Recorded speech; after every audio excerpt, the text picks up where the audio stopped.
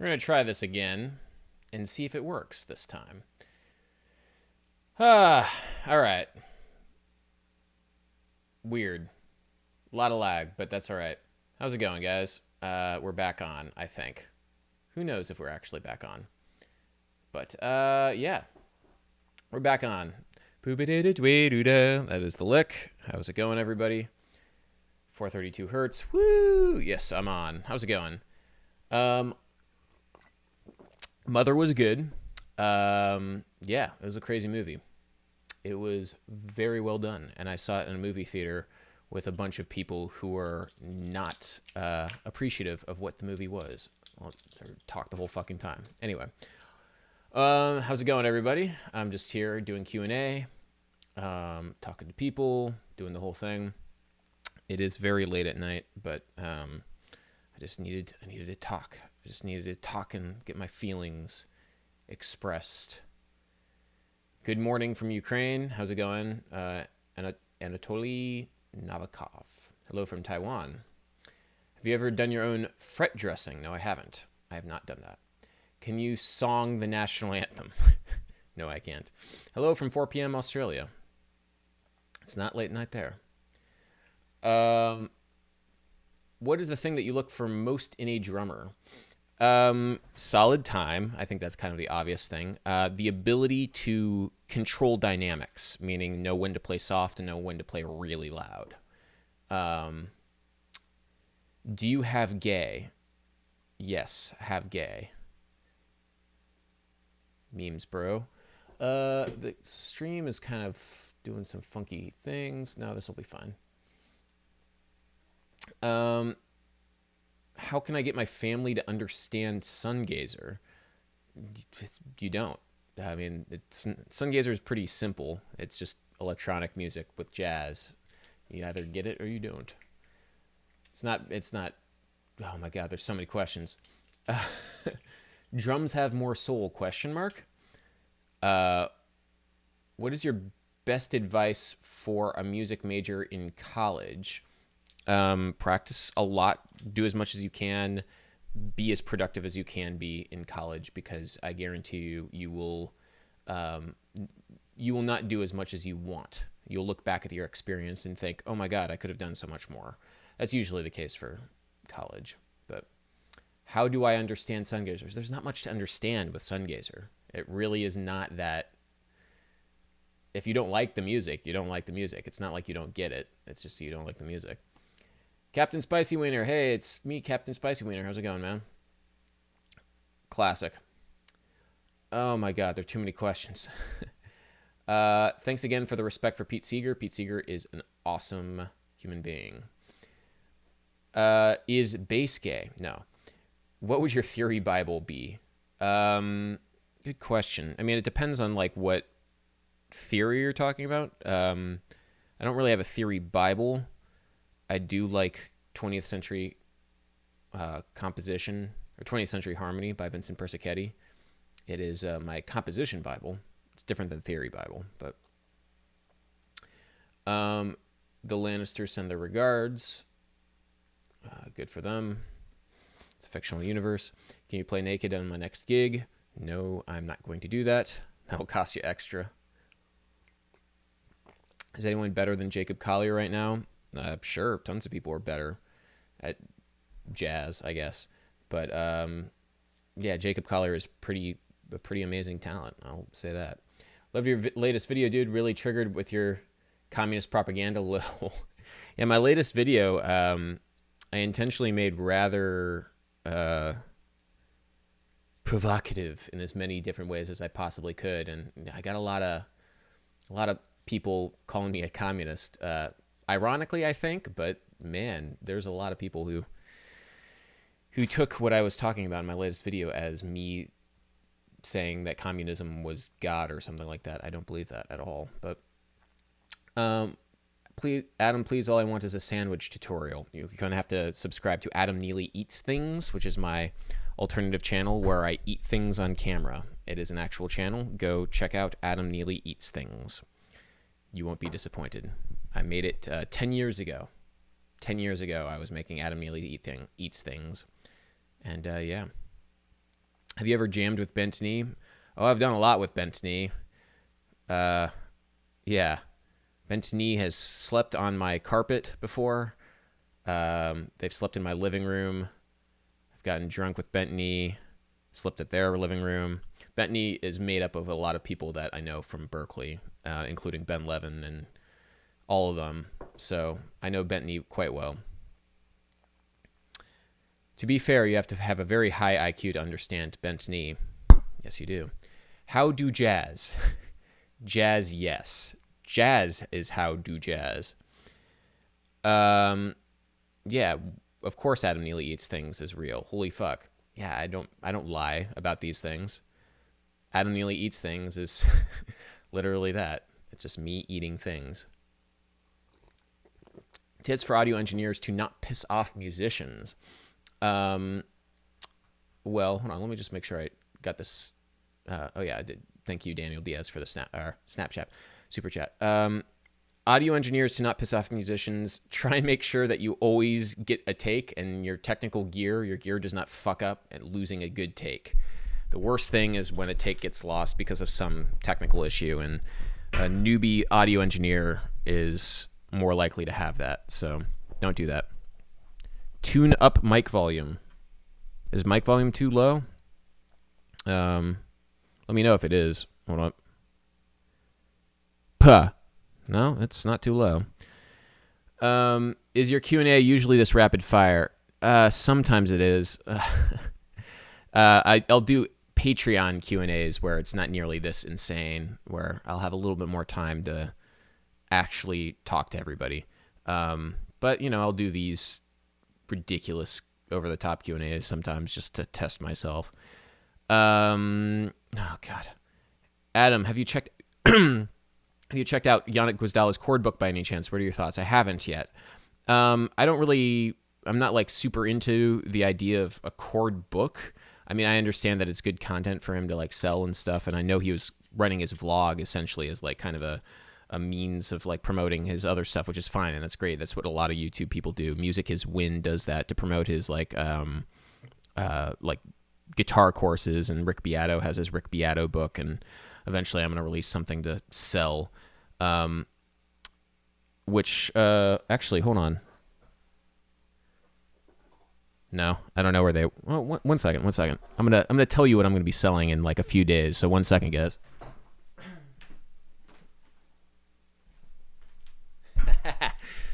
They're here. All right. So this is the new merchandise that I'm going to be selling. This is pro tip. Make sure the synth and the vocals are in the same key t-shirt. I'll be selling this in a few days. I'm really pumped for that. This is... What is it? Oh, shit. Oh, here it is. This is the Lick t-shirt. It's just a Lick. And then this is the one that I'm most excited about. It's just a shirt that says bass on it. That's all it is. It's just bass. So I'll be selling these 3 t-shirts in a few days. And yes, I will get back to the tip. Sorry about this, guys. Hey, man. Nazario writes, hey, man, much love. Anything you find annoying when meeting musicians who don't know much theory? That's a good question, actually. Not really. I don't. Actually, I just want to make sure I get to all these tips. Thomas Wyman, thank you for the $2 tip also. Not really. I don't find annoying when they don't know theory. What I find annoying is when they can't play more than anything. When they don't know what they're doing on their instrument in the situation that I'm interacting with them in. So if it's like some theater gig and they need to be really good at reading, that's very important. If it is a jazz gig, they need to be very good at improvising. But if it's like, I don't know, if it's their own original music, it really doesn't matter as long as it's, I don't know, like as long as they can play. That's really the only thing. If somebody's out of their element and they shouldn't be where they are doing in a professional situation, that can be annoying. That can be very annoying because then you're having to like hold them up. You're gonna have like be following. I'm trying to think of the right word. You're gonna be picking up their slack. That's the right thing. So anyway, Nick Wilson writes, Fender or Rick? I prefer Fender basses. How do you feel about 8-bit music theory? 8-bit music theory is a great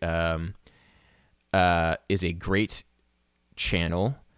This is just too many questions, guys. At some point, I'm just gonna have to do these Q&As for my patrons, just because this is a little bit too much. But I'll do it right now.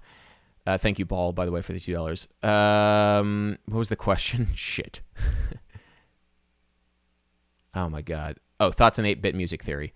8-bit music theory is awesome. I recently watched their analysis of the Dolphin Shoals sax solo. It was a really well done video, just from a technical level. Also, just like how he broke down the solo and all the different like technical jazz things that I don't really do a whole lot of talking about, like the really deep nitty gritty of technical jazz stuff that like you would learn in a music program in music school, and he did a really, really great job of that. So I thought that was great. So Simon Gunkel writes, having read Groove Phenomenology of Rhythmic Nuance, I was somewhat disappointed that it seems to presume everybody feels the beat in the same way. Yeah, I did. I kind of came across that book feeling the same sort of thing, like it was almost too generalizing, but at the same time, when you are generalizing about things, you can still be thinking about, like, it's important to think, let me say it this way, it's important to say things globally, like to try and like find connections that everybody can say, yes, this is this case across all things. Yes, there is a degree of subjectivity to it, but when you say that everything is subjective, then we can't actually have any sort of nuanced discussion of anything, any sort of like deep understanding and deep analysis of anything. So yeah, I do understand, but anyway. Why the short hair? I talk about this all the time. I was poor once, so I figured out ways of like, hey, how can I save money? I started just shaving my head, and I just have been doing that ever since. Doesn't look the best, but that's why I do that. Just habit. Hey, Adam Neely, can I sleep? No, never. You have to keep watching this into the end. Zuck. Okay. I'm left-handed and play like Albert King. Should I change and play the right way? Nope. Playing left-handed is totally fine, totally cool. The only bad thing about playing left-handed is that you will just have less guitars to choose from. That's really the only bad thing. What is the rarest bass you've ever played, and were you amazed or disappointed in it? Rarest bass. I've played a Federa before, a couple Federas. They're amazing instruments. I guess that's rare just because they're so expensive. I've played like a 1964 Fender Jazz bass, which was okay. When you play a lot of vintage instruments, they can be amazing. They can be just, oh my God, this thing is so incredible. Or they can just, like, if they're not set up properly, or if, they're just not the right instrument, they sometimes can just not be that great. I can say that Federa definitely lives up to the hype. Those instruments are just absolutely incredible instruments. And it really depends on what Fender, like vintage Fenders you get. So anyway. Benjamin Robinson writes, love you, Adam. Have you listened to Pliny? Thoughts? Pliny is really great. Really dig all of the gent guys, even though he's not really gent, but he kind of like fits into that whole thing. Really interesting music. I really dig it. Adam Neely, your thoughts on Kenny G? Jazz, trash, why? It's trash jazz. It's jazz for people who don't listen to jazz. Anything that's smooth jazz is like that. Adam Neely, how was hanging out with Scott from Scott's Bass Lessons? I don't remember seeing you put out a video out with him, but did you meet up and shoot a video, right? Yeah, Scott is a lovely human being, and everybody involved on his team, because he came to New York with like a whole team of people, meaning 2 other people, Gav and D-Mark. They're great, great guys, and just lovely human beings, and we did a course, an entire course. It's a 2-hour course. It's coming out in December. So stay tuned for that, and I'll do a video bumper like talking about that. But yeah, I'm gonna push the shit out of that course once it comes out. But yeah, it's gonna be fun, and I'm actually gonna hopefully record, fingers crossed, another course with them this January. So there's gonna be like content coming out on Scott's thing with me for a long time, even though none of it's out yet. But that's gonna be fun. Who are your top go-to arrangers for big band? Jim McNeely is my guy. I love Jim McNeely, everything that Jim McNeely is. And I am a little bit biased because I studied with him for a while, and I think I want to be him when I grow up. He's just the coolest. And Jim McNeely, if you ever just want to like get an understanding of what Jim McNeely is, like his whole ethos, you know the Benny Goodman song "Sing Sing Sing." It was in like a Nabisco cookie commercial. Dun dun dun dun dun dun. It's kind of cheesy, and every like high school jazz band does it. He did it for the Carnegie Hall Jazz Band, and his arrangement of "Sing Sing Sing" is twisted. It's like really fucked up. And when they first actually performed it, it was like it wasn't like the Rite of Spring and the fact that there was a riot, but like people were like audibly like got up and left because of how weird and dissonant it was. And everybody was thinking like, oh, it's this like fun, like sing, sing, sing. Oh, there's going to be like this crazy like jazz arrangement. And it was like too crazy for them. So his like arrangement with Dave Liebman on sax is kind of like notorious for how crazy it is. But anyway, I love Jim McNeely. He's the man. Any tips on promoting music when posting online? Post regularly. Post anything that you do whenever you're trying to promote your music. Post regularly. That like give people content regularly. Show that you are going to be committed to the long haul for posting. Don't expect that any one thing is going to get you great exposure or whatever. If you just like post something and then expect anything to happen with it, it won't. It never will. Is the class accessible to all or only SBL Academy? Only SBL Academy. So, I mean, I'm sure there's some deal that you can get, but I do recommend Scott's bass lessons. It's a really, really cool sort of thing that he has going on. So it will be behind a paywall, but I'm sure there's like some like month trial or, one of those things. What is your favorite shirt? I don't know. That shirt's pretty cool. I like it. Thanks for repping the Bronx. Bronx is awesome. I enjoy the Bronx. What do you think of Death Grips? They're playing in Brooklyn next week. Oh, that's cool. Maybe I'll go check them out. I think they're fun. They're cool. They're all like, great. I haven't checked out a lot, but it is like aggressive and cool music. So do you think 1940s bebop jazz is trash, or do you enjoy it as art music? I don't think it's trash at all. I think it's incredibly inventive melodically and harmonically, and I think it's great, especially melodically. If you're not a musician, how do you think what you will do? I don't know. I honestly don't know that. I've thought about it. I don't know what I would do as a profession, but whatever I would study, I would definitely study history and philosophy. That's what I would study. I don't know what I would do as a profession. Maybe I would do a YouTube channel about history and philosophy. So I don't know. How is this chat not a train wreck yet? It kind of is. It just kind of is, but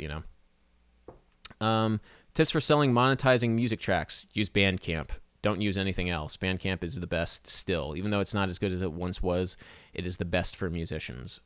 Is that a microtonal piano? No. This is something called the Lippens piano. It's a prototype. Let's see if I can't alter. Yeah, there we go. It's a Lippens piano. It's a prototype I got. A friend of mine, Pierre Luigi Salami, let me borrow it, I guess. I don't know. It's an isomorphic keyboard, which means that you can see, like, these are the white keys of the piano. Oh, that's too loud. There we go. These are, like, all the white keys, and these are all the black keys. And the advantage is that any major scale shape or any shape, like for example, this is a major chord shape, I think. Let's see. Right here, this is a major chord shape, and it's the same shape no matter where I put my fingers on the board. That's too loud. Anyway, it's weird. I'm not sure if I like it. I'm gonna do a video on it at some point. But anyway, speaking of Kenny G, thanks by the way, Ed Bollinger. Ed Bollinger, 72. Speaking of Kenny G, have you considered doing a video on musicians with wrong technique? Jimi Hendrix, Ringo Starr could fit in this category. Thoughts? Wrong technique is something that I dislike. I dislike the concept of wrong technique in terms of like what is right technique and what is wrong technique. I think there is only safe and dangerous technique. Those are the two ways I like to think about it. And when you analyze technique in terms of what people do, in terms of how they're going to be able to hurt themselves or not hurt themselves, it gives you a much better perspective on why people do the things that they do. Because Jimi Hendrix and Ringo Starr and Eric Clapton and anybody else who plays with wrong technique, in the sense that it's not like classical technique, they're not doing it. There's no reason for them to change what it is that they're doing because they're not hurting themselves, and they're able to express themselves musically through whatever the way they figured out of playing their instrument. And as long as they don't hurt themselves, it's not wrong technique. It's just that's how they're using their body to emote through music. So for the longest time, like I was having these discussions with people, like, you know, when you're playing with your bass guitar and you put your thumb over the heads or thumb over the back of the neck. A lot of people consider that wrong technique because in classical guitar music, thumb over the back of the neck is terrible. But there's many reasons why you would put your thumb over the back of the neck when you're playing electric guitar, because your entire body is molded to the instrument very differently than how classical guitar works. So there's all these little things and little like nuances to technique that people don't really talk about and don't really think about when they're approaching electric guitar or classical guitar or bass guitar or any of these other instruments. And so you might say like, oh, that's wrong technique, but there's many reasons why somebody might have adopted that particular way of playing on one instrument versus the others that you might not be aware of because you're not a player of that instrument. And so this dogma of good technique versus bad technique, I think, is kind of a useless one. I think it really should just be safe technique versus dangerous technique. So that is my thought process. Good morning, Adam. Oh, God. Okay, I'm going to try. Augusti Sarajarvi. That is, I'm so sorry for ruining your name. Americans ruin everything. Sorry. Etazunesians or United Statesians. I don't know what kind of ridiculous denonym people have said that I should call people from the United States of America, but in English, it is the correct name from a person from the United States is American. Anything else sounds so stupid in the English language. In other languages, it's totally fine, but not in English. So, what do you think about turtles? I like turtles. Do you like Corey Henry? I love Corey Henry. He's great. He is really inspiring, and I think that the more people that get on board the Corey Henry train, the better. How about U.S. American? That's just clunky. Like, that is just clunky. Why can't you just say American? Just to, like, assuage people who don't speak English? I mean, anything that is involving U.S. American, I mean... And then the reason is because in the English language, we conceptualize two separate continents. It's not America. We might call it the Americas, but it's North America and South America. That's just how the language is. And yeah, it's not ideal, but that's just how it is. Now, of course, we could say that like it's a almost an imperialistic sort of like colonialist mindset that separate into North America and South America. But Mexico we consider part of North America, and Central America is technically part of North America too. So, I don't know. It's a whole thing. I don't want to get too deep into it because it's not really my thing. So, thoughts on YouTube diss tracks. You know, I watched this whole like Rice Gum iDubbbz thing. I don't get it. I really don't get it, guys. I really don't care. Like I watched Boy in the Band. Boy in the Band. Dave, that guy. He has some good videos. I like what he does, but I just can't get into it, man. I really can't. Anyway, Kyle Hawks.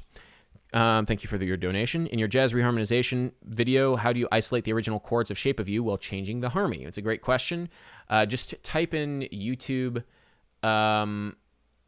Shape of You acapella or Shape of You isolated vocals. And people have, I don't know how they do it, but for a lot of these tracks, people find like isolated vocals for them. So that's what happens. What are you drinking? Coffee. I drink so much coffee. I'm going to go right to bed after this. It's just a thing that happens. Are there any music YouTubers you can't stand? I not really can't stand. There are music YouTubers that I just don't watch all that much of. But in terms of music-specific people, not really. Um, yeah, not really. And that's not even just like professional courtesy of me not calling out anybody. It's just, I I can get on board with pretty much any music YouTuber that I've checked out. Did you see Leo P from Too Many Zoos playing Monin? Yeah, fucking great, man. Leo P and Monin. It was just a match made in heaven. A lot of people didn't get it. But yeah, Leo P, because I went to school with him, so I saw him like practicing all the jazz shit, and he played Barry in a big band a couple times, and so I know him from more of his jazz background. So a lot of people were like really confused, not confused, but like a lot of people really didn't realize that he could actually play jazz like really legitimately, rather than just do make multiphonic squeaking noises and dance around. What's the best way to learn music theory outside of university? That's a great question, and it's difficult to say because music theory is such a big thing. Because you could just say, what's the best way of learning history outside of university? Well, reading books. Well, which books? Well, it becomes very difficult to say, like, which books you need to learn history, like what kinds of history you're talking about. Yeah. Hey, Adam, you can tell me the difference. Can you tell me the difference between the mono case vertigo and mono case bass sleeve if I need to get the vertigo? I honestly don't know. I honestly don't know what that mono case is. That's just a mono case that I've had for forever. I don't know the difference between them. I just know that I like mono. That's just what I've been using for a while. Baritone guitar for fulfilling low end in a group and keeping rhythm in place of bass. Oh my God. Baritone guitar is fantastic, but I don't think it's really a replacement for bass guitar. I've seen it used in like acoustic settings without bass guitar, and it's great. Or like not acoustic, but like stripped down settings. But like any time that you're like trying to fill the role of bass guitar with another instrument, it's not going to be the same thing ever. Even if it like fills the low end, it's just not going to be the same thing. Like, or whenever you have an organ playing a bass part, or whenever you have like a synth playing a bass part, it can be cool and it can fill the low end, but it just won't be the same. If you want to like have a bass guitar, that's just what it's. There's a reason why bass guitar is so popular, is because it fills a particular sonic niche so well. So that's what I think about it. 432 is better than 440. Nope. Is the Soviet anthem the best anthem? I have mixed feelings on that, and I was actually going to talk about the Soviet/Russian national anthem in my last video. The anthem starts out great, but then I feel like it goes on too long, and it starts having like way too large an ambitus. It's just like this. I don't know. It's certainly more singable than the U.S. national anthem, and I really, really dig how it starts. But there's something about it that by the end it feels like exhausting in the same way that the U.S. national anthem feels really exhausting and like too overwrought for like too many people. But that's almost like it's a great like metaphor, of course, like too overwrought superpowers that just needed to like one up one another. But anyway, Karthik Sathian writes, books to study harmony without music notation. I don't think too many of those exist, honestly. That's a good question, but I really don't think that too many of those exist, and I certainly don't know any that I would recommend that I think have good information. Sorry I can't be more of help there.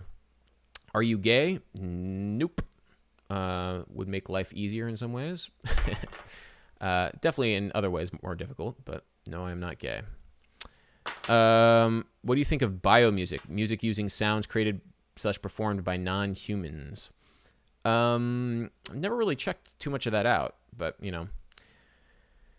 how do you feel about the I honestly can't tell if that's Australian or Austrian. Australian national anthem, then? We argue about it all the time. I don't have any strong feelings. I actually don't really remember the Australian anthem all that much. Maybe I'll check it out after this. I definitely don't know what the Austrian anthem is. Is there a tempo equivalent of perfect pitch? Why/why not? Well, according to George Michael from Arrested Development, he has a perfect rhythm. So yes, there is perfect rhythm. Not really. At least for like what I've remember. I mean, there are people definitely who can like recognize tempos to within a few beats per minute, definitely. And depending on how good I am feeling on any particular day, I can definitely tell like what 120 beats per minute feels like versus like 125. Like I can definitely tell it within 5 beats per minute. I'm not sure if that's as useful to as perfect pitch though, but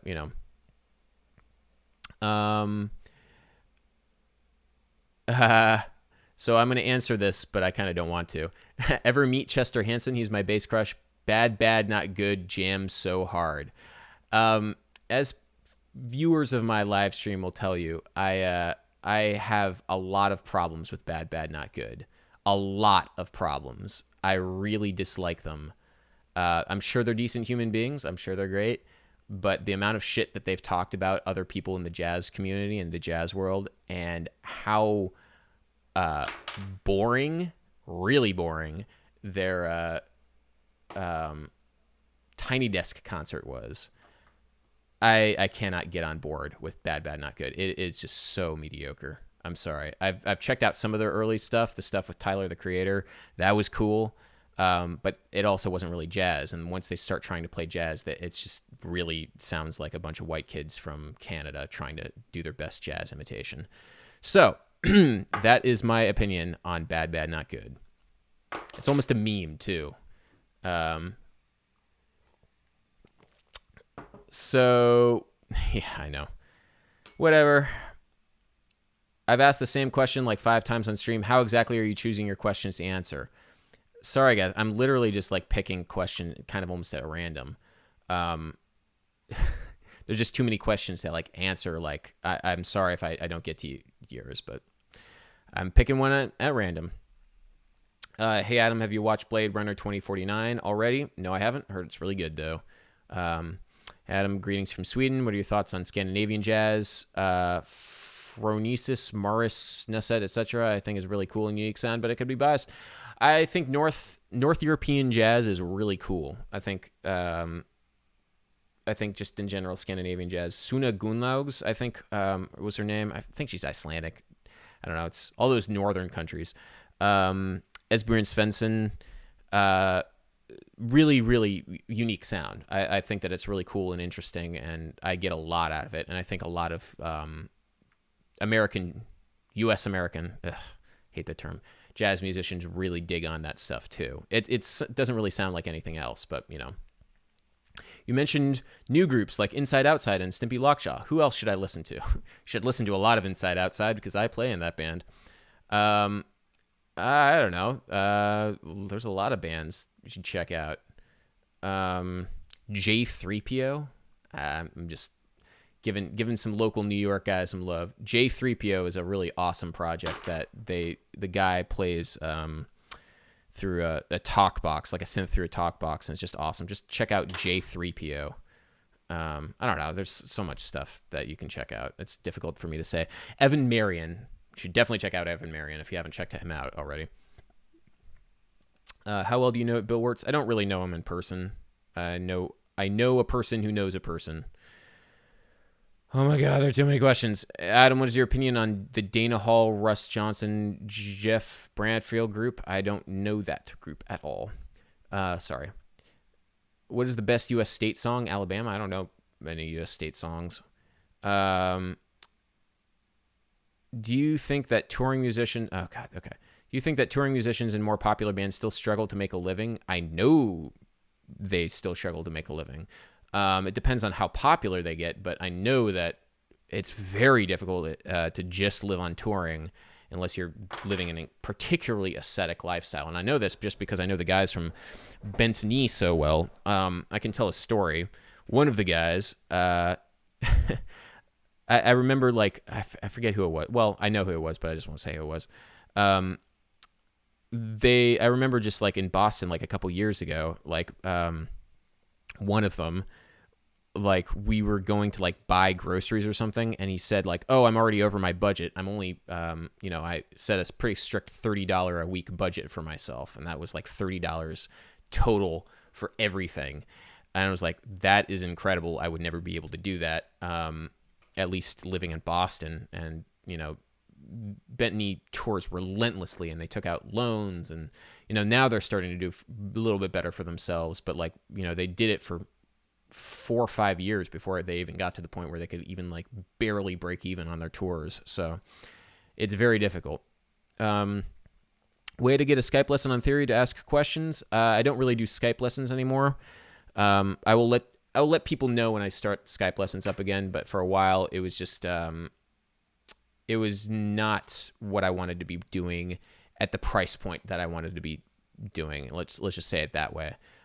It was taking up a little bit too much time with the scheduling, and too many people flaked out at the last second. So I think once I start it up again, it will be in a very particular way. But anyway, okay. Jeez. Do you still take bass students? Only very rarely. Only very rarely for right now. I'll let everybody know when I start doing it a little bit more frequently. But for right now, I'm just doing the channel, music directing, this wedding band thing, which will be wrapping up soon, and gigging. So, do you ever get impressed by something simple done in popular music? Oh, all the time. Although when what you think is simple, a lot of the time actually isn't simple. A lot of care and thought went into it. But just because something is simple in one way, like simple, like harmonically, doesn't mean that it's simple in another way. Like a lot of care went into how a sound was constructed in a production. So when you say something simple, look at it from a slightly different way. Like maybe it's a simple harmony but complicated rhythm, or maybe it's a simple rhythm but a complicated production, or maybe it's a simple everything else, but the lyrics are very nuanced and very subtle. Like there's many different ways of thinking about it. Do you believe in ghosts? No, I do not. But maybe they do exist and we just can't detect them. Who knows? Hi, Adam. Big fan here. Cultural Marxism is literal the death of Western society, and regressive left and radical Islam will destroy America. The earth is flat, and A432 is superior to A440. I am now a meme channel, apparently, like the other melon. The melon that shall not be named. Or you can name him, it's fine. Like subharmonic frequencies, yep. How heavily do grad schools look into GPA versus music ability? Can I get into a school like USC, UCLA, MSM with a 3.0 average? I'll say this. Music school is almost entirely about musical ability. 3.0 average, that's totally fine. Yeah. Your audition will count for by far the most. By far the most. So, yeah. Where can I buy the Sexy Adam Neely shirt? The store isn't live yet, but it will be live. It's a Teespring store that I'm going to start. I think, it's a Teespring store that I'm going to start promoting at some point soon. But now I feel bad about Fantano all over again. Yeah, that Fader piece was some dog shit. Although I will say that Anthony Fantano wasn't as careful as he should have been. I'll say that for a while. He's a lot better at it now, but he clearly is not a member of the alt-right, very clearly, but he also was a little, I don't know. I don't want to talk too much shit about him because he's a great guy and I love his channel and everything. But that Fader piece was bullshit. I study music and work as a bouncer, and I truly think it's funny. What did you do to pay for your studies? Well, I took out a giant ass loan from the United States government. That's what I did. Be paying for it the rest of my life. But, yeah. U.S. government, I'm very much in debt to Uncle Sam. That's how a lot of people do it. Resources for writing and other instruments in music production. Writing for other instruments in music production. Writing for other instruments, get yourself an orchestration textbook. There's so many different kinds of orchestration textbooks, but that will definitely get you in the right mindset. Also, talking to other instruments in music production. Tom Cosm's Ableton Live tutorials. Yep. Tom Cosm's Ableton Live tutorials. Would it be practical to pursue a degree in theory and land a professor gig, or is that just unstable as trying to be a performer? That was basically my goal for the longest period of time. I was thinking like, hey, I got this jazz composition degree. What the hell am I going to do with it? Well, I'm going to like be a performing musician until I maybe get a doctorate, because then that will, when I have a doctorate, maybe somebody will be able to hire me. But the more I sort of did it, the more I realized I really didn't want to go back to like get a doctorate. I love studying, but I also really didn't like the prospect of more school, more debt, etc.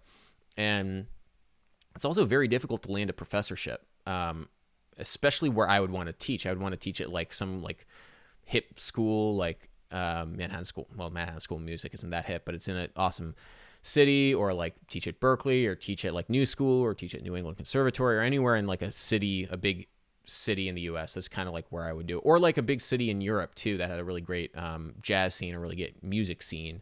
I'm going to be in Berlin in a week or two. And I've heard it's an awesome scene there. So maybe a city like that, that'd be great. But there's so many people graduating from music schools that it's, there's a lot of competition for professorships. And, it's not the greatest sort of, I guess, end game to think about. I would think a little bit bigger than just trying to get yourself into the ivory tower. But that was my goal for a while. It's not so much my goal anymore, since I have this YouTube channel to, give myself the ability to do whatever the hell it is that I want, and as long as it's like teaching people and coming up with video essays and stuff, Want to come to Rio de Janeiro for Carnival? That would be awesome. I would love to do that. Probably can't do that though, unfortunately, not right now. Oh my God, so many questions. Have you ever listened to Moon Hooch? Thoughts, opinions? I've seen them live. I saw them live a while ago. They were playing with Too Many Zoos. Fucking great band. Yeah. What do you think about Jacob Collier and his interview with June Lee? I think fucking ridiculous. Jacob Collier is amazing, and also June Lee's a really amazing musician as well. So definitely check out the Jacob Collier June Lee interviews. There's 2 of them. Your nose seems very itchy. Yeah, I know. Does the Sharp 8 exist? No, it does not. At least I guess you could conceptualize it, but it doesn't really exist in terms of like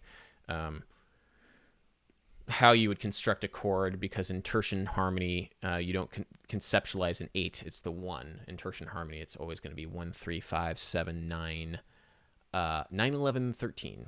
Are you gigging in Berlin? No, I'm giving a talk at Ableton Live at something called Loop.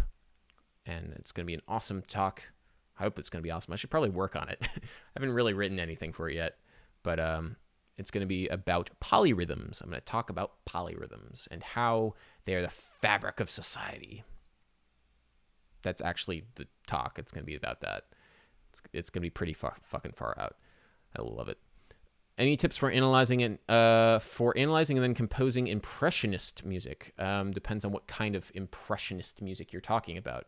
If it's like French Impressionism, which is generally what I conceive of as impressionist music, analyze for scales. Don't try and analyze for chord content, because chord content and like functional harmony is not always going to be what people are thinking about. They're thinking about impressions, like what a scale feels like, what a chord sounds like and feels like, rather than like this is the 1 chord or this is the 5 chord. Not really like that. Did you hear about GitCon? Would you go if they invited you in the future? Sure. Nobody invited me. I feel like I don't get invited to the parties. I feel like everybody thinks that I'm going to just be a buzzkill, which is probably true. Bass players connects and expects something of drummer. What would you like on guitar player? What do you hope to find in a guitarist? 1, knowledge of volume, what appropriate volume is, because most of the time guitarists do not have knowledge of proper volume. Whether it's being too loud or too soft, because both are problems actually with guitars. That's really the big one. 2, tone. Tone is very important for guitar players because so much of the harmonic spectrum is taken up by the guitar in most contemporary music. So a good tone is really important. And then 3, after that, probably good sense of rhythm. Good morning from Russia. You are awesome. Thank you. I can't pretend to be able to read Cyrillic script, so I'm sorry about that. But How's it going to all my Russian friends, Russian viewers? Um, have you ever heard of Brian Ferneyhoff's music? Yes, I have. It's insane. It's too complicated. It's one of those, people say like, oh, like, complicated music, like progressive technical death metal. Technical death metal is not complicated. It is like Mary Had a Little Lamb compared to the music of Brian Ferneyhoff. It's Brian Ferneyhoff's music is microtonal and polyrhythmic to levels that you would now like nested 7 over 11 over 27 over whatever. It's the most ridiculous thing. Just type in his stuff. It's insane. Can you talk something about Maria Schneider? How do you like her music? Maria Schneider's music is amazingly beautiful. She represents, in terms of the lineage of jazz composition and lineage of jazz music, she is kind of like the spiritual successor. She's like, the successor to Gil Evans and Bob Brookmeyer. There's this long lineage of these like really orchestral, lush jazz composers, starting with Gil Evans and then Bob Brookmeyer after him. That Maria Schneider, she definitely studied under Bob Brookmeyer and maybe Gil Evans. I don't know, but her music is very much in that tradition, but just in a more contemporary setting. And she's awesome. Her album Sky Blue was very influential on me. Have you heard of Beach House? Yeah, I've actually done the vocal production of a Beach House song, or I think it was a Beach House. I don't know. What the fuck was the name of that thing? It's a long story. I'm gonna get all the details of it wrong. Right Here, Right Now. Just type that in. Just know that I recorded the vocals to that song. It has like a couple million views. I didn't sing it. I was the person who vocal engineered it. It's a long story. What's that behind you? This is a Lippens piano. It's an isomorphic keyboard. It's just like a regular piano, but it's just in an isomorphic layout so that every line is a series of whole steps, and this way is like diagonals or half steps. It's weird. It's a prototype. I don't really understand it yet, but anyway. It's a Lippens keyboard. I'm going to do a video on it at some point. I have no idea when, though.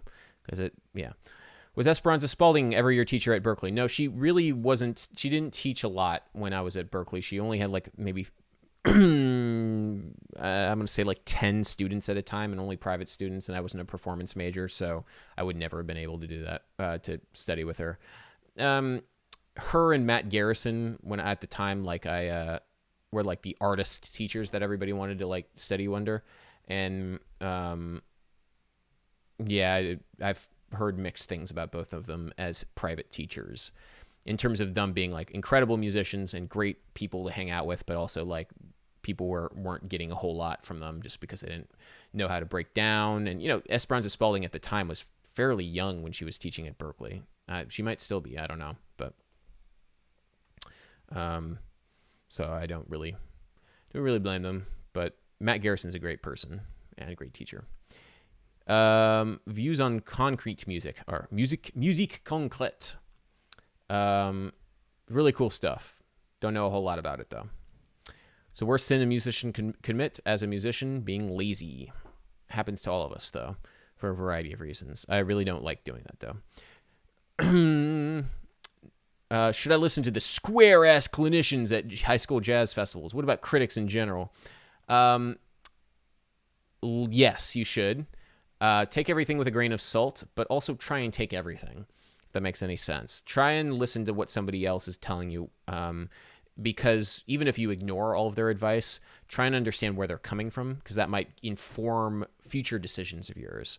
Because if they're coming from a place, like, for example, if a classical musician were to critique my playing, I would pay close attention on how they phrase things to try and understand where they're coming from. I also might not care too much about what they're saying about what I'm doing, but maybe they will stumble upon a nugget of truth that then you can internalize. Maybe not, but always be open to things. Always be open to things, even if what somebody is saying is complete bullshit. Why is there jazz in Australia? I don't know. Why is there jazz in Australia? Why is there jazz anywhere? Jazz sucks. Why did I ever want to be a jazz musician? Uh, it's because it doesn't suck. It's actually pretty cool. Bass and memes go hand in hand. I guess they do. What's your thought on Sly and the Family Stone? Fun music. Larry Graham is a G. Do you consider sus chords triads? Sure. I mean, it depends. Like, I kind of don't like the way I like to call it is like stamp collecting. When you start naming too many chords, it's just naming chords and trying to like put them in certain circumstances might be useful for some things, but it might be completely useless for other things. So traditionally, when you talk about triads, you have the major triads, minor triads, diminished triads, and augmented triads. And then sus triads are kind of like 1, 4, 5, just that kind of sus triad. There's other kinds of sus, 1, 2, 5, etc. They're kind of like almost an afterthought, and that's fine. I mean, at a certain point, you don't have to be thinking totally along the lines of like this atomistic. I use that word a lot, even though my name is Adam. That's why I try and enunciate the T a lot. Atomistic division of things and trying to put things into boxes. Like this is this and this is this. Sure, you can name it that, but for other things, it doesn't matter as much. Yeah, if you're talking about the traditional definition of a triad, no, sus is not a traditional definition. But if you say that a triad is any collection of 3 notes, then sure, a sus chord is a triad. And that can be very useful for when you're trying to think about things, like think about collections of 3 notes in comping or whatever. So,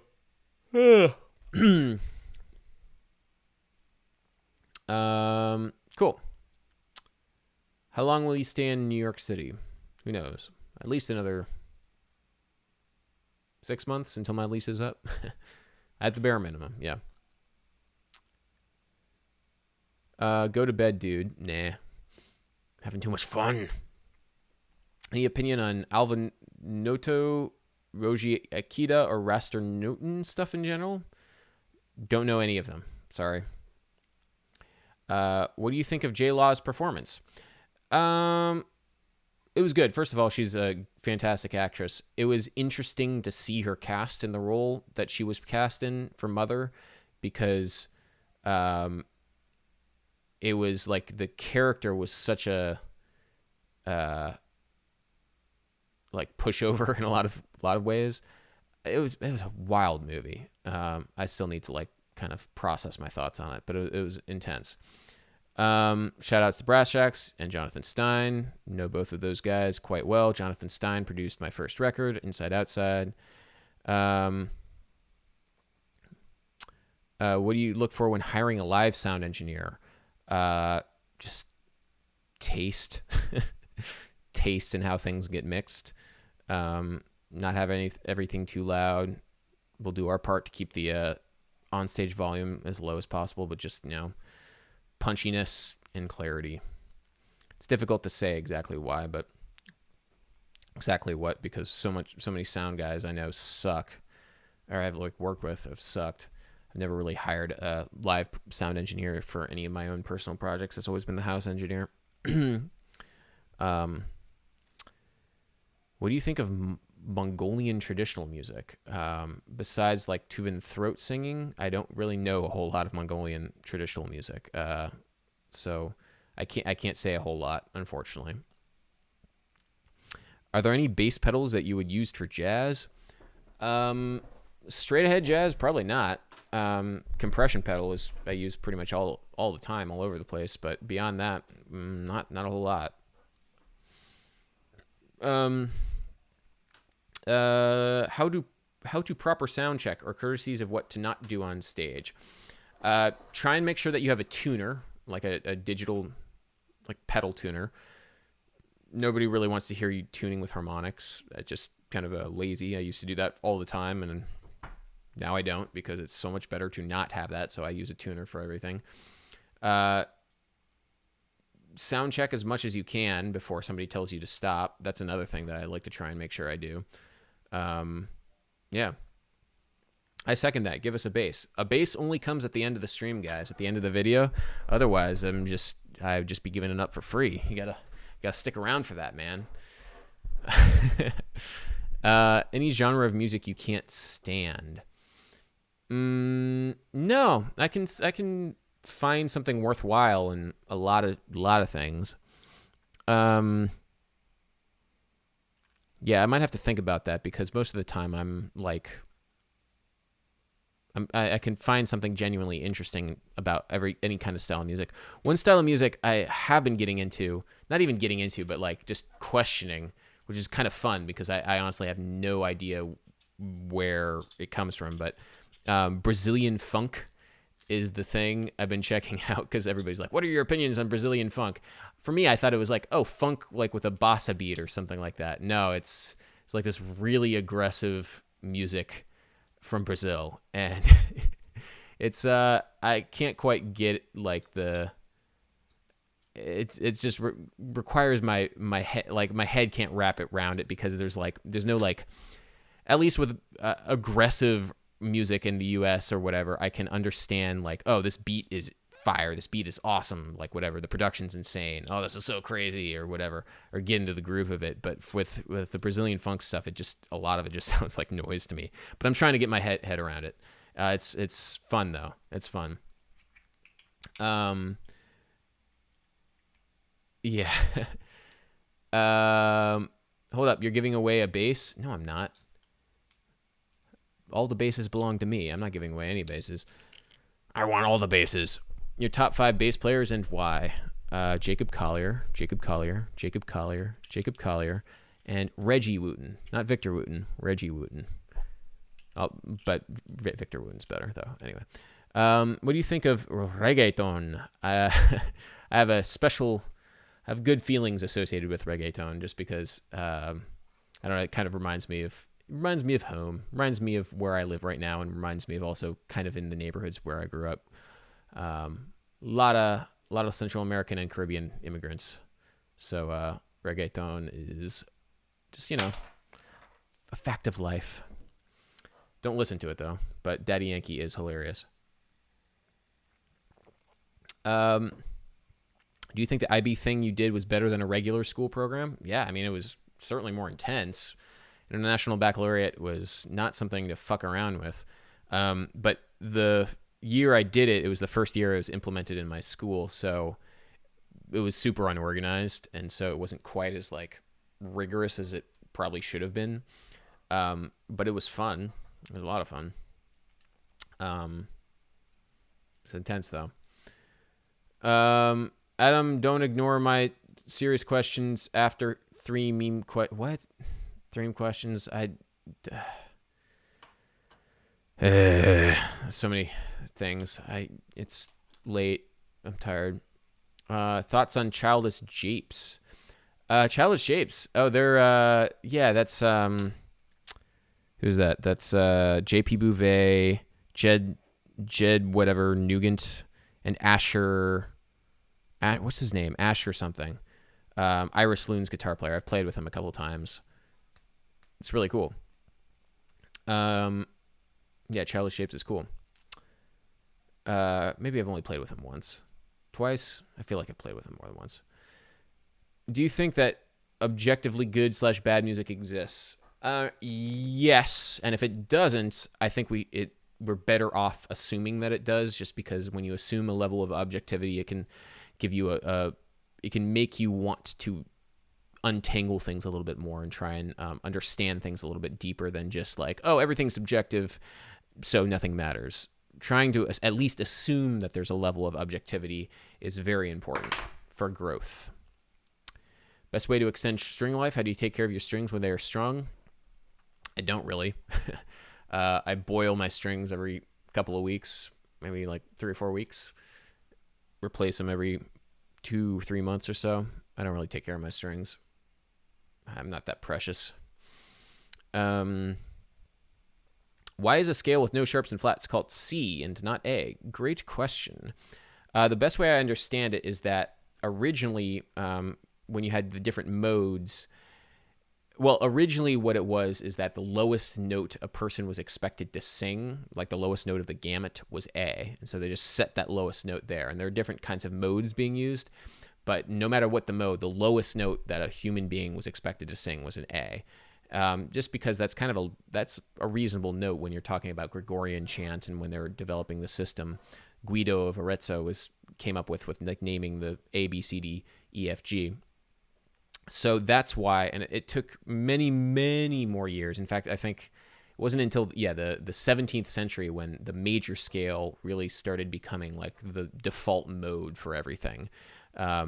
So it was almost 600 years after we had a naming system of A, B, C, D, F, G, where we said like, all right, when you start the gamut on C, that's the sound that we like. Before that, it was all kinds of different modes.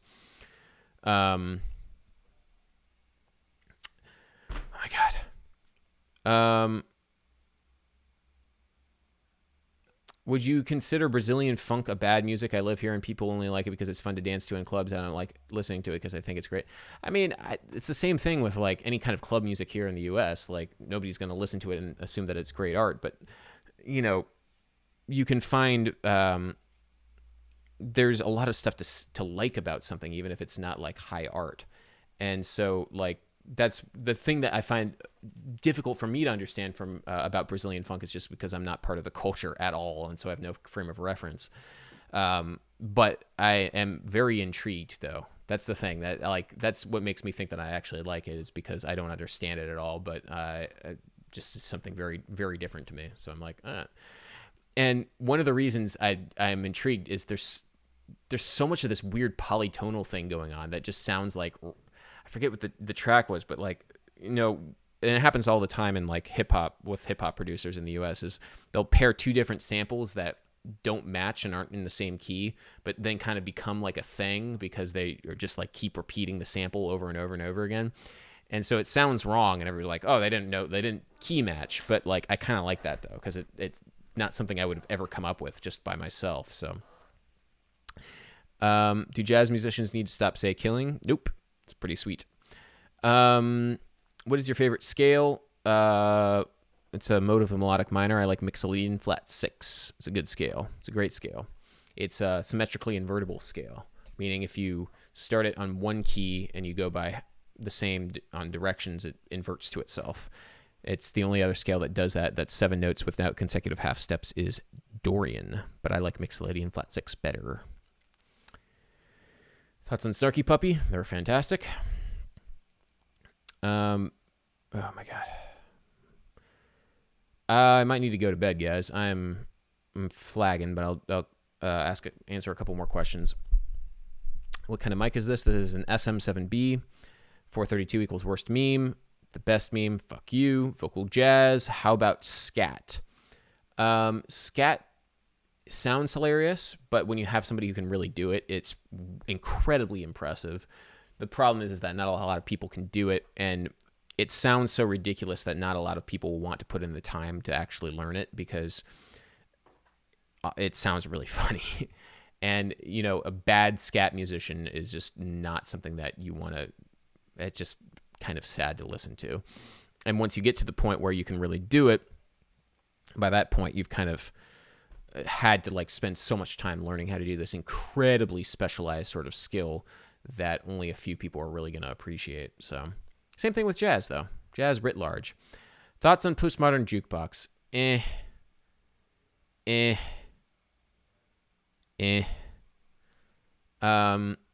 It's very LA jazz. Let's just say that. It's very LA jazz, Los Angeles jazz.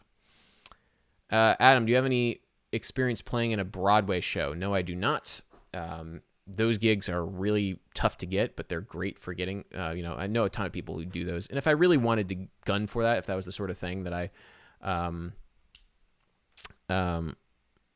was the sort of thing that, if that was the sort of thing I really wanted to do, I would go out and like do it and hustle my ass off and start doing that. But it does require a fair amount of political jockeying. Robert Donato, can anyone scat non-ironically now, like jazz flute? First of all, jazz flute. This guy named, everybody calls him Sharp Eye. He's real name is Sarpe, I think. He's Turkish. One of the most incredible flautists I know. And when you listen to him play, I'm sure he deals with all these like, oh, yes, flute. But then you're like, oh, fuck, this guy can shred. Oh, shit. Fuck, I feel like I'm an asshole. And yes, you are an asshole for saying like jazz flute. Sharp Eye is a fucking ridiculous human being and musician, and you should definitely check out anything that he ever does. So same thing with scat. If anybody can do it like for real, it's pretty incredible. And I hate that there's so much irony and like levels of like jokingness with technical ability now, and it's only going to get worse because the internet is terrible. Because if you can do something really well and really impressively, you shouldn't have to worry about, people are always going to make fun of you for trying hard and doing something non-obvious. But now with the internet and meminess, it's gotten to new levels of that, and that sucks. So 3 random things. You know/like Hiromi? She's awesome. Yep. Is there a connection between scatting and Native American vocables? No, not that I know of. Scat really is just a way of improvising with syllables that, yeah, I don't think so. Talk about nested triplets.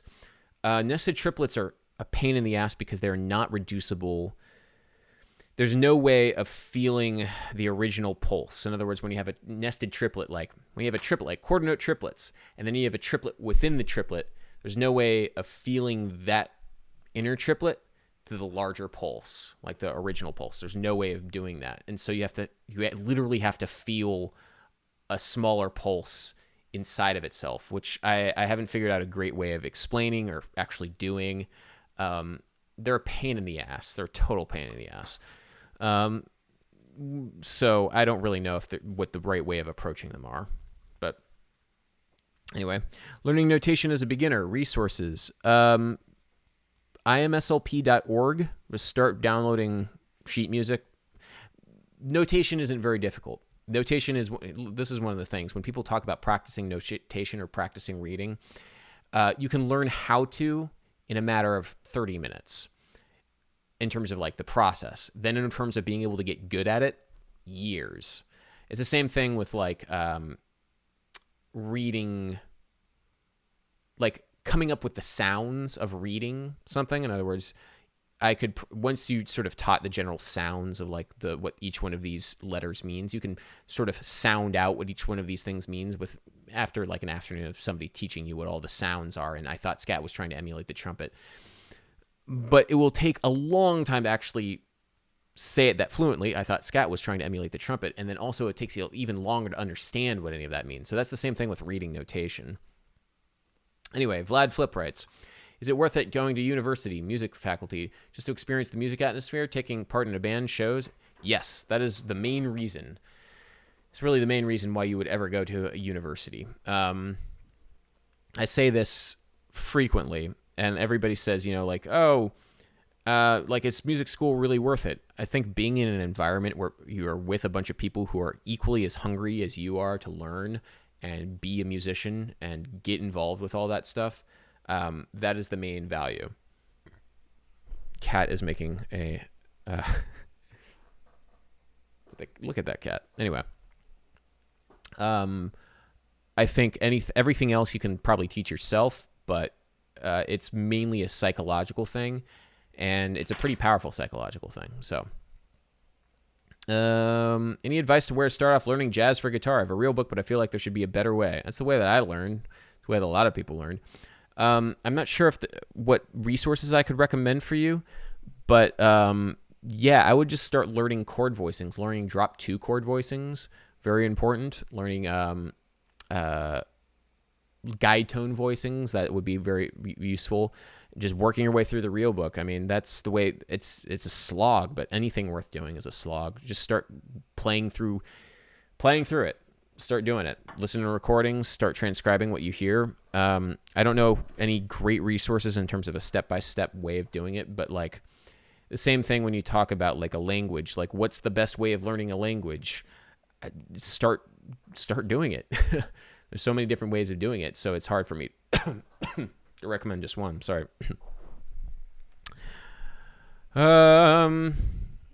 Ray William Johnson, discuss. Haven't paid attention. Does he still exist? I don't know. Thoughts on Gypsy Jazz? Fucking fantastic. Really amazing music. Really fun music. It's shred music that's really fun. Is that an isomorphic keyboard? Yes, it is. It's a pain in the ass to play. What do you think of Jaguar basses? They're fun. What situation would you recommend an active bass over a passive one? Any sort of modern music, like any sorts of like metal, gospel? I'd recommend an active bass. Yeah. Other than that, passive basses work for a lot of things. Most things. A lot of things would be a little bit better with a passive, but it's just a different sound. It's a very different sound, different feel. Anyway, tips on memorizing and retaining tunes. Do it a lot.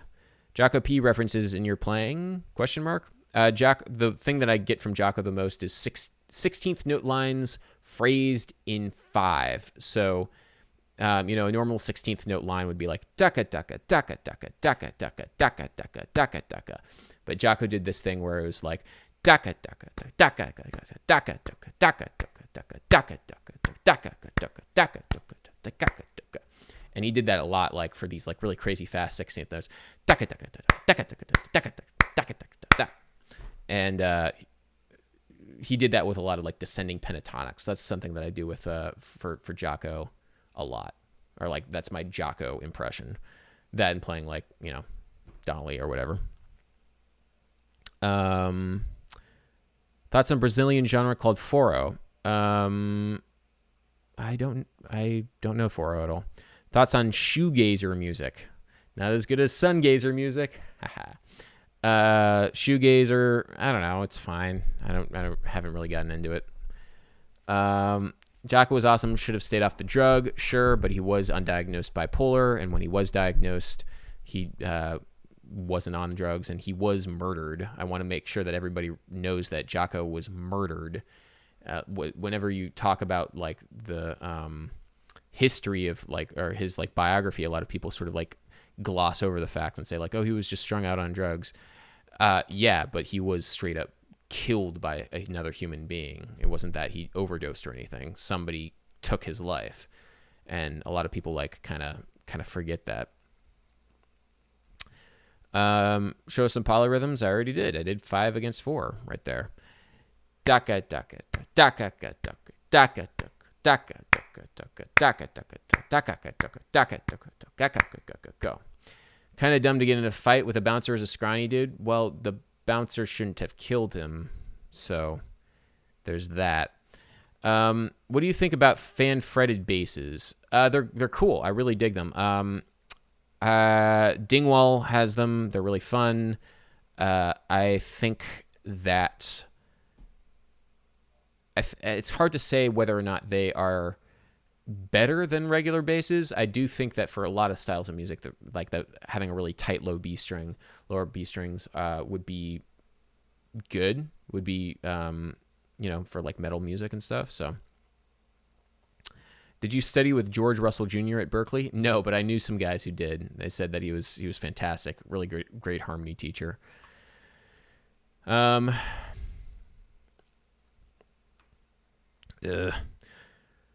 Do you currently put more effort into music or YouTube? YouTube probably right now in terms of like my personal artistic expression, but I am slowly working on some other things. I'm working on right now. The latest thing is I just wrote a new jingle for my channel.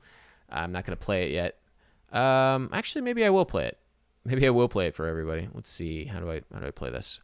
This is what this is like the current draft of the jingle. Simon Franzman is this really awesome, like, I don't even really know how to describe him. He's like a meme artist. He's going to be doing the like actual like visuals for the jingle, but this is what the jingle sounds like.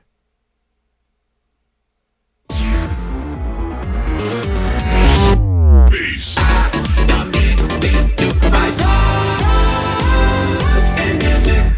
It's It's not the right mix right now. It needs to be a little bit more bass heavy. But that's the new jingle. That will replace the Adam Neely's Bass Lessons one. Bass. Yeah, you'll hear it. You'll hear it plenty. Don't worry. That's just the sneak peek.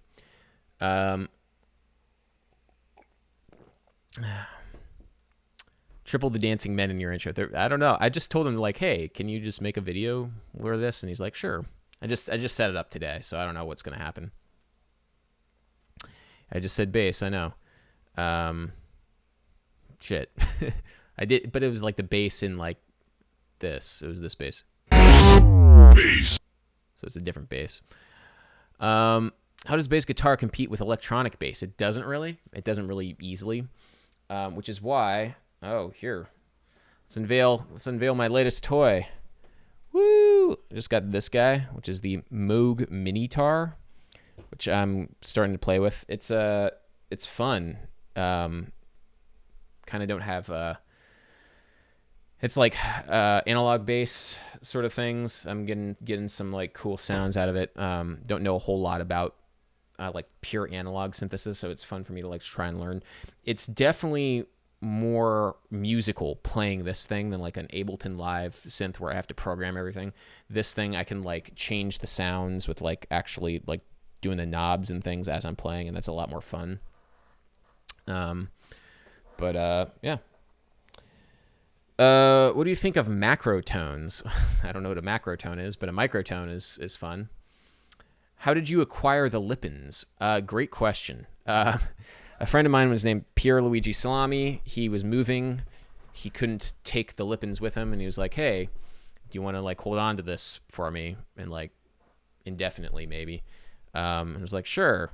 This is ridiculous. And it really is. It's honestly, I can't quite wrap my head around it because it's very difficult to play in the same way that you would play like a regular piano. I really legitimately would have to like learn this new layout completely from scratch. It's literally like if I picked up a bass guitar for the first time, because the layout is not, I mean, it's logical. It's very logical, but it's very different. So, I don't know. I want to do a video on it and want to like document the experience of learning it because it's really strange, but it's cool. What do you think of dark/doom jazz bands like Bowen and Durr, Club of Gore, Kilimanjaro Dark Jazz Ensemble? I haven't really checked out that stuff all that much. I'll probably check out some of that later because I do have checked out the Dark Jazz subreddit a couple times. Fun stuff there. Middle name is Michael. Adam Michael Neely. Would you cut off your right hand index finger for $10 million? Right hand index finger, $10 million. Maybe. I don't really need to play that fast all that often. I could also play quickly in between. A lot of people do like alternating in between thumb and middle finger. I could do that probably pretty quickly, or maybe like these two fingers. I don't know. Do you like the mono gig bag? I do. Would you have any tips on how to audiate chords better when listening to songs? Just try it a lot, practice it a lot. Try and play along with the song as you're playing it. It can be very frustrating, but the more you do anything, the better it is. You will be able to do that thing. Sometimes people underestimate how much time it actually takes in order to get good at something and get frustrated when they can't do it immediately or have a lot of trouble when they start immediately. But like everything is a war of attrition. That's something that I'm starting to say more. Everything is a war of attrition. The more that you do something, you succeed every time if you just stick it out. Let's say it that way. You succeed at everything you do if you just keep doing it. Because the ability to just keep doing it is proof enough of your ability to succeed at something. So everything is a war of attrition. I like Reunion Blues better than Mono. I mean, sure. If they're fine, both of them are good. What do you think about Andrew Huang? He's great. He's awesome. I really dig when he does videos explaining his processes for putting together the songs that he makes. And, he has a very interesting visual style, which I have tried to copy occasionally. Maybe not really tried to copy, but he's really, really good at what he does. I am a little delirious right now.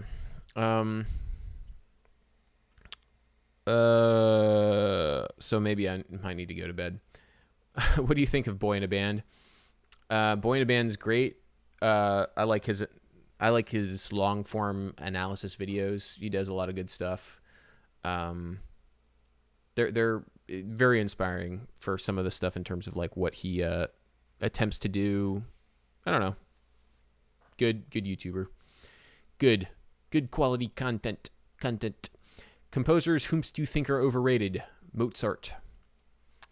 Maybe not overrated, but I just can't get into him as much, except for his Requiem.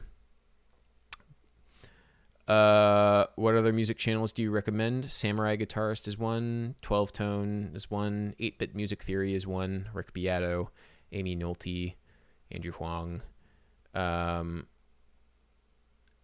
track Resonance of your album is brilliant. Thanks. Except I didn't write it. It was that on Inside Outside, that album from 2013. It was me and this Belgian composer by the name of Wim Layson.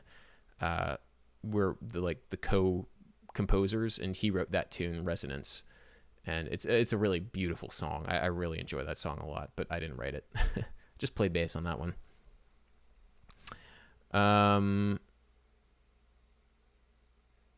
Can anyone write this list down somewhere and post a link? Write a list of what? Are you a fan of Oliver Sacks? Yes, I am. His book Musicophilia was incredible. Very amazing, thought-provoking writer, neuroscientist, and just great storyteller. So I loved him. Can you talk about your personal life and plans a bit? Are you happy, well-fed, and healthy? I am well-fed. Yeah, no, I am happy and healthy. I try and exercise a little more than I used to. That's one of the shitty things about getting older is you just have to exercise a little bit more than you ever used to in order to like not feel like shit all the time. I'm gonna feel like shit for a second because I've been drinking coffee and it's 3 a.m. and gonna wake up relatively early, and I have a bad headache right now, so not the greatest. But yeah, personal life. I mean, I live in this apartment with my girlfriend and this cat. Technically, the cat is my girlfriend's, but he makes a bunch of appearances here.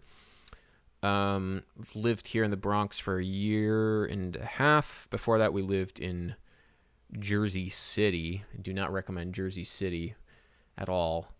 Jersey City is not a great place. There are parts of it which were nice, but back then we were very poor, and I don't want to say poor. I'm going to say we didn't have much money. Oh, the cat has decided to leave. So we had to live in a place that was very bad. It was just bad. Jersey is not, I do not have fond memories of that place at all. So that is my life story. Before that, I lived in Williamsburg, South Williamsburg, before it became insanely gentrified. Place in Brooklyn. Have you ever heard music in your dreams? Occasionally, but I never have enough time to write it down afterwards, so I never really try that. Have you ever used time signatures that are not based in powers of 2, like X4 or X8 are? I haven't, but there's a friend of mine named Brian Kroc who just recorded a big band album that had one that used a lot of time signatures that had base 12. So in other words, the triplet got the pulse. Very strange. And I recorded a video of him talking about it, but I don't want to release the video until he's actually released the album so I can promote his album. But it's really, really cool stuff. It's really far out there, but actually very musical. So are you thinking about starting an education website? Probably not anytime soon. Probably just going to keep releasing videos. I'm not going to try and do too much with this. Not trying to overstep what I can reasonably do. I always want to be able to create really quality YouTube videos, and that's my main thing. So, how'd you meet and end up dating your girlfriend? Craigslist. She needed a bass player, and then I started playing bass for her, and then eventually dating her. When is the Scott Space Lessons video coming out? December. December is when the course will start. How is it having a musician as a job or music as a job? It's the thing I always say when, I meet and hang out with other musicians, and we ask like, oh, hey man, what's going on? Like, what's new? What have you been doing recently? The thing everybody always says to one another, somewhat ironically, but not really, is like, oh, just living the dream. Because we know exactly what that means. It means like sleep is not often. You don't sleep often. You're always stressed. Your schedule is all over the place. There's no semblance of normalcy ever. But you're living the dream because you're just playing music and that's it. And that's it's fun. It's a lot of fun, but it's very stressful and something that really takes a certain kind of person to like really do. Hey Adam, love your channel and it's helped me learn so many cool things about music theory and take my bass playing to the next level. Oh, thank you so much. Glad you enjoyed the channel. What do you think about psychedelic drugs and their role in music? Any personal experience, opinions? I haven't had an experience. I know a bunch of people who have tried drugs, psychedelics. Nobody I know uses them regularly. They've dabbled, had a variety of experiences, and kept it to like a very one-off sort of thing. In terms of people that I know in my circle, I might do it at some point, but I feel like I just never felt the need. Most of the time, I just don't feel the need. That's my experience with it. Anybody else can do whatever they want to, whatever they can, but I just haven't felt the need to. For myself, personally. Melodic bass playing is not easy. No, it isn't. Do you recommend any book to learn harmony? Is the cat back? Cat is back. There you are, cat. Books to learn harmony. Koska and Payne. Forget what their book is called. Maybe it's just called Harmony. That's a classic textbook for learning harmony. The Walter Piston is another good one. Do you like art songs, leads, opera, oratorios? I haven't gotten super deep into any of that stuff, like the classical songs. But there's a few ones that I really dig. I like all the Aaron Copland, Emily Dickinson art songs. Those are great. Hey, Adam, have you tried any rhythm games before? What are your opinions on them? They're fun, I guess. 432 is measured in seconds, so the pulse of the Earth. 7.8 isn't it so? What? I feel like somebody's been posting this over and over again. But 7.8 is not the pulse of the Earth. That's the Schumann resonance, which is not even... And it changes, and it's not even the pulse. It's whatever. Okay. Schumann resonance is caused by electronic radiation resonating in the ionosphere at several different nodes, including 7.8 hertz. But there's a couple other ones which are inharmonic resonances of 7.8 hertz. In other words, they're not perfect harmonic resonances to 7.8. 7.8 is the strongest, and even if you did try and measure tuning, because electromagnetic radiation is not the same thing as compression waves based upon the rarefaction of air, and that means that there's no correlation whatsoever on a physical level between the electromagnetic radiation and sound. So anyway, I'm too tired to try and actually debate 432 right now, but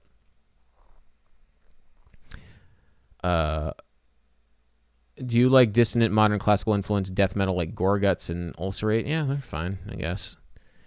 What do you think of the racial tensions in the U.S. right now? They're no different than they ever were. It's just now they're bubbling to the surface. And so you can see it a little bit more explicitly than you could when the internet wasn't a thing. And when meaning sheltered white people thought that racism doesn't exist anymore. Hello, greetings from Argentina. How's it going, Julian? What do you think of book burning? It's not cool, but as according to the Rage Against the Machine lyric, they don't need to burn the books; they just remove them.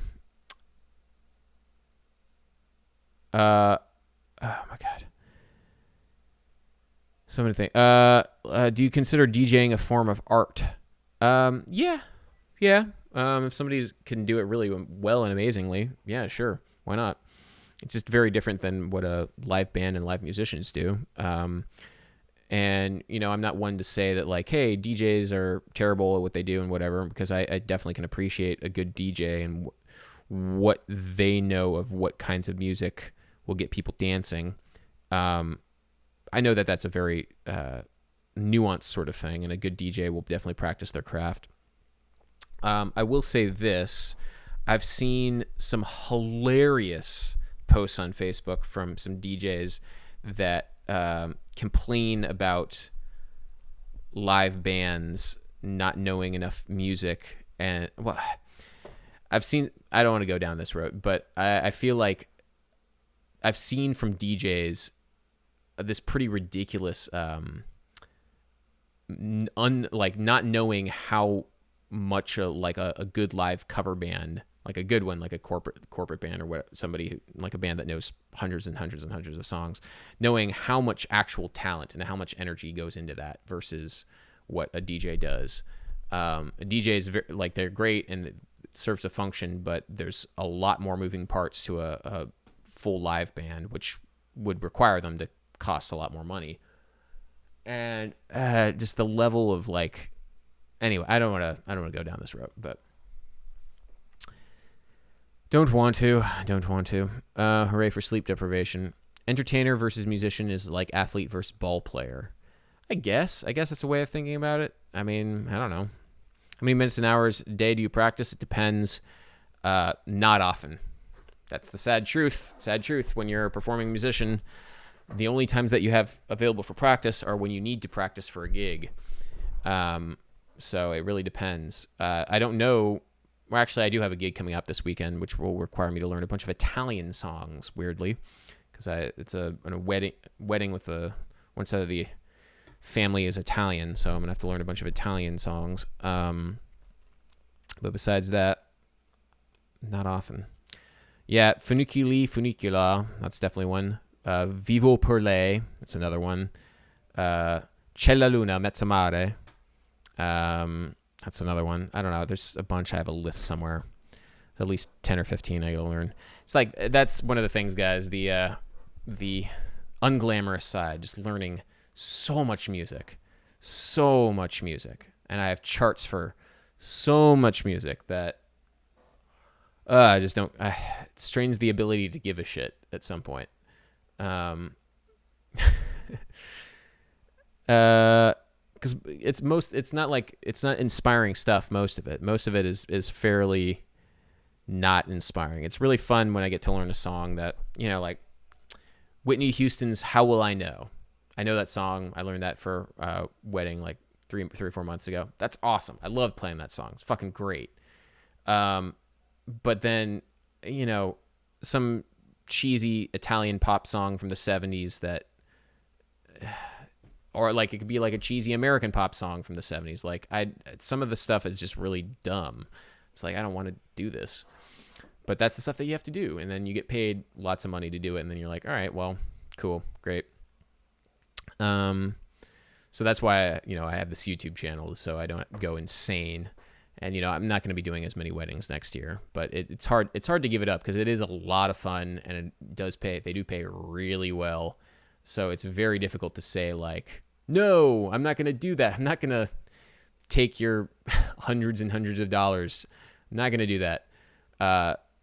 So it's a difficult balancing act because, honestly, weddings pay way more than any other sort of musical gig I will ever get. It pays more than a night on Broadway. It pays more than anything, really, unless I'm playing with like some of the top pop acts. That's just where the money is. That's where all the good musicians make their money. So anyway, what's your favorite kind of gig? Like a good wedding is fucking amazing. But beyond that, I Actually, I don't want to say a wedding's my favorite kind of gig. That's kind of depressing. Um, you know, favorite kind of gig.